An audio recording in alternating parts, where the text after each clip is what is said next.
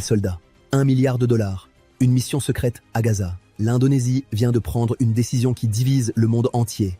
Et la vraie question n'est pas pourquoi ils partent, mais pour qui ils vont vraiment combattre. Parce que selon certaines informations qui circulent, ces forces indonésiennes ne seront pas déployées pour protéger les Palestiniens contre Israël. Non, elles seront là pour surveiller le Hamas, pour l'empêcher de reprendre les armes, pour garantir la sécurité d'Israël. Alors, est-ce vrai ou est-ce une manipulation totale de la réalité? Restez jusqu'à la fin, parce que cette histoire expose quelque chose de bien plus profond qu'une simple mission de paix. Elle révèle comment la géopolitique moderne transforme les alliés en pions, et comment un pays peut payer des milliards pour trahir ses propres principes. On reprend tout depuis le début. Ces dernières semaines, la décision de l'Indonésie est devenue un séisme politique, non seulement à l'intérieur du pays, mais à l'échelle internationale. La raison ? L'Indonésie est présentée comme le premier pays étranger susceptible de déployer une force de maintien de la paix à Gaza. Et le volume annoncé n'a rien d'anecdotique. On parle d'environ 8000 soldats, avec une possibilité d'augmentation pouvant aller jusqu'à 20 000 soldats. C'est plus que certaines armées entières dans la région. Mais voilà le premier mystère. Malgré l'ampleur de cette annonce, la date de départ n'a toujours pas été révélée clairement. Pourquoi ce flou ? Les informations qui circulent évoquent un déploiement probable dans le sud de la bande de Gaza, notamment près de la frontière de Rafah jusqu'à la zone de Khan Younes, des zones ultra sensibles, des zones de conflit permanent. Mais la vraie question, celle qui obsède tout le monde, c'est quelle sera la mission exacte de ces milliers de soldats une fois sur place. Et c'est là que les versions commencent à diverger, dangereusement. Selon des médias publics israéliens, ces forces ne devraient pas affronter directement le Hamas. Elles ne devraient pas non plus désarmer activement le groupe. Leur mission serait plutôt centrée sur la surveillance de la ligne de cessez-le-feu en vigueur et sur l'appui à la gestion d'autres problèmes liés à la zone frontalière, si la situation l'exige. Si on détaille davantage, sécurisation de la phase initiale de reconstruction de Rafah, protection de points de rassemblement et de stockage d'armes du Hamas. Dans l'hypothèse où le groupe accepterait de les remettre conformément aux termes d'un accord de cessez-le-feu. À première vue, ça ressemble à une mission classique de maintien de la paix, non? Sauf que c'est précisément ici que la controverse explose. Parce que ce projet d'envoi de troupes indonésiennes à Gaza est étroitement lié à l'existence du BOP, le Board of Peace. Et selon les informations qui circulent, ces 8000 personnels n'opéreraient pas sous mandat de l'ONU. Ils opéreraient sous la bannière de l'International Stabilization Force, l'ISF, une force créée dans le cadre du Board of Peace. Et le Board of Peace, c'est une initiative directement associée au président Donald Trump. Vous comprenez maintenant pourquoi cette histoire déclenche un tsunami politique. L'adhésion même de l'Indonésie au BOP a déjà divisé le pays. Alors le déploiement d'une force estampillée ISF sous une organisation liée à Trump, dans un contexte où Trump est perçu comme ultra pro-Israël, c'est de la dynamite géopolitique. La question centrale devient donc, qu'est-ce qui rend ce projet SI controversé, qu'il enflamme toute une nation? Pour comprendre, il faut revenir à la racine du problème. À la question qui obsède des millions d'Indonésiens. Pourquoi l'adhésion de l'Indonésie au Board of Peace déclenche-t-elle une polémique qui, jusqu'à aujourd'hui, ne retombe pas? Motif numéro 1. Trump. Cette organisation est présentée comme une initiative du président des États-Unis, Donald Trump. Et comme tout le monde le sait, sa position est jugée extrêmement proche d'Israël. Une partie massive de l'opinion indonésienne considère alors que voir Trump comme figure centrale du BOP pourrait rendre l'organisation plus fermée, potentiellement plus autoritaire et orientée vers les intérêts israéliens plutôt que vers une paix équitable. Cette inquiétude est renforcée par un détail crucial. Le Board of Peace disposerait d'un pouvoir considérable pour orienter les politiques et décider des actions futures de l'organisation. En d'autres termes, Trump et son cercle auraient un contrôle direct sur ce que font ses troupes sur le terrain. Vous voyez le problème. Mais ce n'est pas seulement une question de leadership. Motif numéro 2.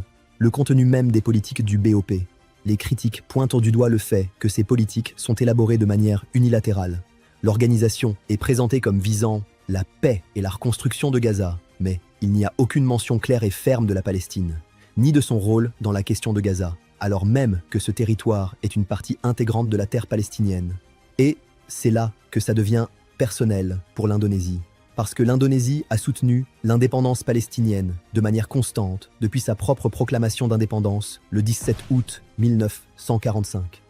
C'est inscrit dans l'ADN de la politique étrangère indonésienne. Soutenir les peuples opprimés, rejeter toute forme de colonisation. Alors rejoindre une organisation qui ne mentionne même pas la Palestine. Pour beaucoup d'Indonésiens, c'est une trahison de leurs propres principes constitutionnels. Les critiques vont encore plus loin.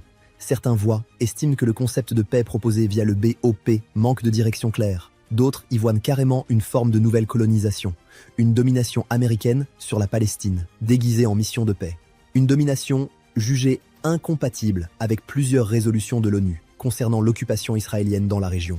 Et il y a un autre risque, encore plus dangereux selon certains analystes, que l'existence du BOP donne à Israël davantage de confiance pour refuser la création d'un État palestinien libre et souverain. Parce qu'avec une force de stabilisation en place, contrôlée indirectement par Trump, Israël pourrait argumenter qu'il n'y a plus besoin d'un État palestinien. La sécurité est assurée, le statu quo peut être maintenu indéfiniment. Et dans cette lecture, l'Indonésie deviendrait complice de la perpétuation de l'occupation. Mais pour beaucoup, le point le plus explosif reste ailleurs. C'est le coût. Accrochez-vous bien. Il est affirmé que l'Indonésie devrait verser 1 milliard de dollars, l'équivalent d'environ 16,7 trillions de roupies, pour devenir membre permanent du Board of Peace. 1 milliard de dollars. Et l'argument qui circule dans tout le pays est dévastateur. Une somme aussi énorme devrait plutôt servir aux besoins internes. Relever le niveau de vie, financer l'éducation, améliorer la santé publique, créer des emplois. La logique, pour ces détracteurs, est implacable. Si l'objectif est uniquement d'aider la Palestine, un statut de membre ordinaire, avec une durée d'adhésion de 3 ans, serait déjà largement suffisant pour contribuer. Pourquoi payer 1 milliard pour un siège permanent dans une organisation controversée? À ce stade, une ironie difficile à ignorer s'installe dans le débat public. Écoutez bien la séquence des événements. Étape 1. L'Indonésie sort des dizaines de trillions de roupies pour entrer au BOP. Étape 2. Après avoir rejoint l'organisation, elle doit encore envoyer des troupes à Gaza. Étape 3. Selon certaines narrations, ces troupes seraient allées là pour s'assurer que le Hamas n'utilise pas ses armes pour attaquer Israël. Vous saisissez l'absurdité de la situation? Dans cette lecture, les troupes indonésiennes ne seraient pas pleinement positionnées comme protectrices de la population de Gaza. Elles seraient là pour participer, au moins en partie, à une mission de sécurité au bénéfice d'Israël. L'Indonésie paierait des milliards pour protéger l'agresseur contre les victimes. C'est cette perception qui rend le débat si toxique. Et le débat devient encore plus dur quand on regarde la vitesse à laquelle l'Indonésie avance. D'abord l'adhésion au BOP, puis la préparation immédiate au déploiement de milliers de soldats sous la bannière de l'ISF, destination Gaza. Tout ça en quelques semaines. Pendant ce temps, regardez ce qui se passe en Europe. Plusieurs pays européens, pourtant souvent décrits comme favorables à Israël, restent sur la réserve. La France, elle évalue encore. La Norvège, en train d'analyser. La Belgique, pas de décision. L'Espagne, attentisme. La Slovénie, même chose. Tous ces pays seraient encore en train d'évaluer s'ils rejoignent ou non le BOP. Et sur la question de l'ISF, même des pays comme l'Inde et la Corée du Sud, qui avaient auparavant affiché un soutien assez marqué à Israël, n'auraient toujours pas décidé d'envoyer leurs soldats dans une mission associée, selon ces critiques, à la sécurité d'Israël. Alors la question qui brûle les lèvres de millions d'Indonésiens est simple. Pourquoi l'Indonésie se précipite-t-elle quand même? Les alliés traditionnels d'Israël prennent leur temps. Dans ce contexte explosif, des figures publiques commencent à sortir du silence. L'une des voix les plus écoutées est celle de Dino Pati Jalal, ancien vice-ministre des Affaires étrangères. Sa position, pragmatique mais critique. Il présente le BOP comme une expérience diplomatique. Il rappelle que ce n'est pas une solution instantanée, et il insiste sur la nécessité de rester réaliste. Ce mécanisme n'est pas garanti comme réponse définitive à l'indépendance palestinienne. Mais surtout, il pointe le montant de 1 milliard de dollars, qu'il qualifie de totalement démesuré. Totalement démesuré. Ces mots. Un autre ancien ministre des Affaires étrangères, Hassan Wirajuda, intervient également. Là où Dino met l'accent sur le réalisme et les risques, Hazan insiste sur autre chose. La clarté du processus, des procédures, du mécanisme de fonctionnement réel de l'organisme. Selon lui, tout est encore à un stade initial, et il faut s'assurer que la direction prise ne s'éloigne pas des principes de la politique étrangère indonésienne. Il souligne aussi un point crucial. Beaucoup d'éléments restent confidentiels. Confidentiels.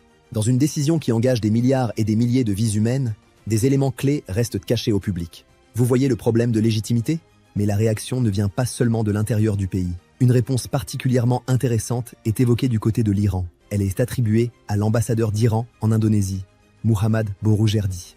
Et sa réponse est diplomatiquement fascinante. Il affirme d'abord que l'Indonésie a le droit de décider de ses propres intérêts. L'Iran, dit-il, ne s'immiscera pas dans cette décision et respectera toute politique choisie par le gouvernement indonésien pour son peuple. Respect diplomatique classique. Mais ensuite, le ton change.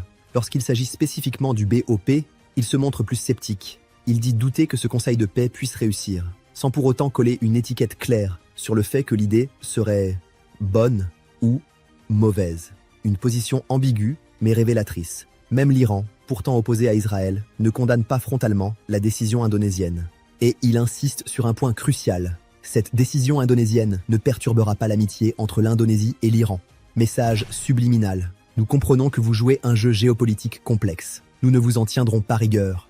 Parce qu'il faut le rappeler, au cours des 2 dernières années, l'Indonésie a montré une implication constante pour Gaza, par la voie diplomatique et humanitaire. Sur la scène internationale, l'Indonésie s'est exprimée aux Nations Unies. Elle a poussé en faveur d'un cessez-le-feu. Elle a même mené une action de walkout lorsque le dirigeant israélien a pris la parole dans un contexte donné. Un geste symbolique fort. Sur le terrain, l'aide est décrite comme massive et concrète. Des milliers de tonnes de logistique envoyées. L'opération d'un navire-hôpital. Le KRI, Dr Rajiman Wediodiningrat, 992. Des missions d'aide par largage aérien au-dessus de Gaza en 2024 et 2025. Des actions réelles, des vies sauvées. Et c'est là que la contradiction devient cruelle. Même si l'hôpital indonésien du nord de Gaza a subi de lourds dégâts lors des bombardements, le soutien du public indonésien ne s'est pas éteint. Des dons de plusieurs milliards de roupies ont continué d'affluer.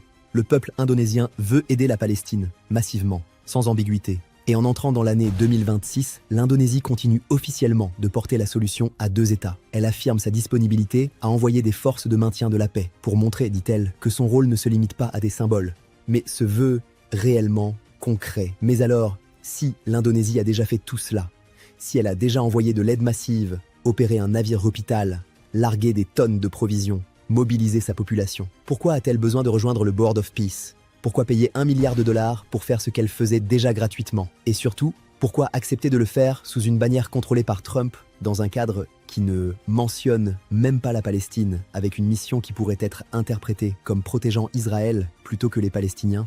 Parce que voilà ce que cette histoire révèle vraiment. Dans la géopolitique moderne, les bonnes intentions ne suffisent plus. Les principes historiques peuvent être contournés.